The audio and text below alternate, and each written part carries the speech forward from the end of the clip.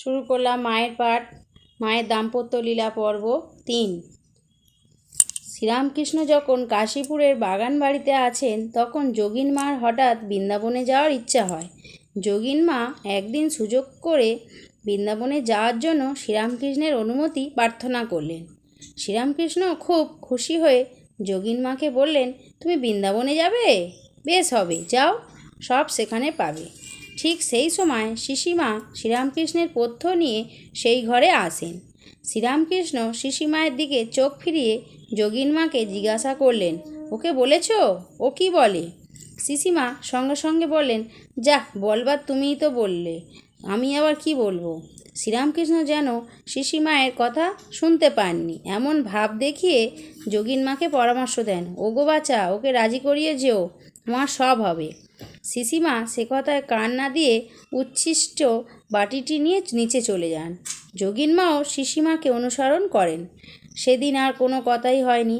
যোগিন মা বৃন্দাবনে রওনা হওয়ার আগে শ্রীরামকৃষ্ণকে প্রণাম করতে যান। তিনিও শিশিমাকেও প্রণাম করেন এবং শিশিমা তার মাথায় হাত রেখে করজোড় করেন। শিশিমা নিজেকে একেবারেই আড়াল করে রাখতেন, তাই বোঝা যেত না শ্রীরামকৃষ্ণ তার সূক্ষ্ম বিচার বুদ্ধিকে কতটা গুরুত্ব দিতেন। শ্রী রামকৃষ্ণ লেখা শ্রী রামকৃষ্ণ সম্পর্কে অনেক তথ্য আমরা লিখে পেয়েছি। যোগিন মার কাছ থেকে প্রাপ্ত তথ্যের ভিত্তিতে তিনি লিখে রেখেছিলেন, দক্ষিণেশ্বরে যখন সীমা অবস্থান করিতেন তখন ঠাকুর মাঝে মাঝে তাকে অনেক বিষয়ে মতামত জিজ্ঞাসা করিতেন। মা বলিতেন, এখন আমি উত্তর দিতে পারব নি, পরে বুঝে বলবো। ঠাকুর, এখনই বলো না, তুমি আর কার সঙ্গে বুঝতে যাবে যে পরে বুঝে বলবে? সীমা তবুও বলতেন, পরে বুঝে বলবো। তারপর নহবতে গিয়া মা কালীর নিকটে খুব কাতর হয়ে প্রার্থনা করে বলতেন, মা, তুমি আমায় যা বলবার বলে দাও। ওইরূপ করলেই তার মনে ওই বিষয়ের একটা মীমাংসা উদয় হতো ও তিনি ঠাকুরকে সেটি বলতেন। এখানে আরেকটা ঘটনা বলি। যখন ভক্ত সমাগম আরম্ভ হয়েছে, শ্রী ঠাকুরের জন্য ফল মিষ্টি প্রভৃতি যথেষ্ট আসে, আর তিনিও ইয়া নবহতে পাঠাইয়া দেন।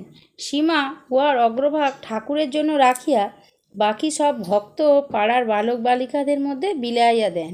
ঠাকুরের নিকট আগত বালক ভক্তগণ, বিশেষত স্ত্রী ভক্তবৃন্দ যখন সীমায়ের নিকটেও যাইতেন, মাতৃভাবে ভাবিতা তিনি তাহাদিগকে আদর যত্ন করিতেন এবং ফল মিষ্টি প্রভৃতি কিছু না খাওয়াইয়া ছাড়িতেন না। এ বিষয়ে তিনি মুক্তহস্ত ছিলেন। একদিন ওই রূপে তাহাকে সমস্ত দ্রব্য বিলাইয়া দিতে দেখিয়া তথায় উপস্থিত গোপালের মা বলিয়া উঠিলেন, বৌমা, আমার গোপালের জন্য কিছু রাখিলেন না? গোপাল অর্থাৎ শ্রীরামকৃষ্ণের জন্য কিছু রাখিলে না? মা লজ্জায় অধঃবোধন করিলেন। ঠিক তখনই নন্দগোপাল বাবুর স্ত্রী এক চাঙারি সন্দেশ লইয়া ঘোড়ার গাড়ি হইতে নামিলেন এবং সীমায়ের হস্তে উহা দিয়া তাহাকে উপস্থিত বিপদ হইতে রক্ষা করিলেন।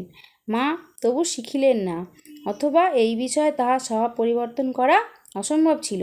শ্রীরামকৃষ্ণ সীমায়ের প্রকৃতি জানিতেন এবং জানিতেন বলিয়াই একদিন সীমা কোনো কাজে তাহার ঘরে আসিলে তিনি অনুযোগের স্বরে বলিলেন, এত খরচ করলে কিভাবে চলবে? শুনিয়াই সীমা বিনা বাক্যবয়ে নহবতের দিকে ফিরিয়া গেলেন। তখন ঠাকুর ব্যস্ত সমস্ত হইয়া ভ্রাতুষ্পুত্র রামলালকে বলিলেন, ওরে রামলাল, যা, তোর খুড়িকে গিয়ে শান্ত কর, ও রাগ করলে এর সব নষ্ট হয়ে যাবে। রামকৃষ্ণ নিজাকে দেখিয়া দিয়ে বলল, এর সব নষ্ট হয়ে যাবে।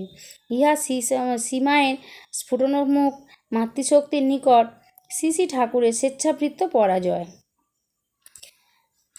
দক্ষিণেশ্বরে একদিন দিনের বেলায় আমাদের পরমাধ্যা শ্রী মাতা ঠাকুরানীকে পান সাজিতে এবং তাহার বিছানাটি ঝাড়িয়া ঘরটা ঝটপট দিয়া পরিষ্কার করিয়া রাখিতে বলিয়া ঠাকুর কালীঘরে শ্রী জন্মগতা মাতাকে দর্শন করিতে যাইলেন।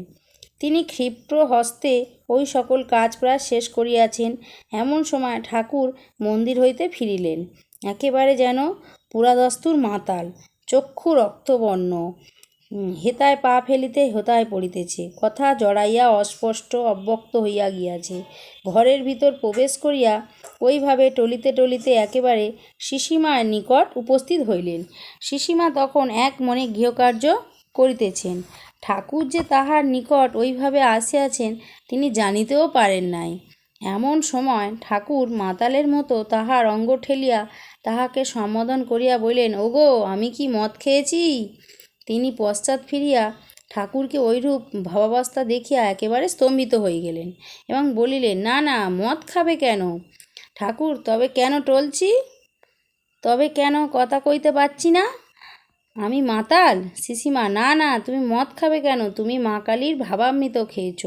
ঠাকুর, ঠিক বলেছ বলিয়াই আনন্দ প্রকাশ করিতে লাগলেন। আজ আপনাদের সামনে এইটুকুনি পাঠ করলাম। পরের দিন পাঠ করব অন্য প্রসঙ্গ নিয়ে। নমস্কার।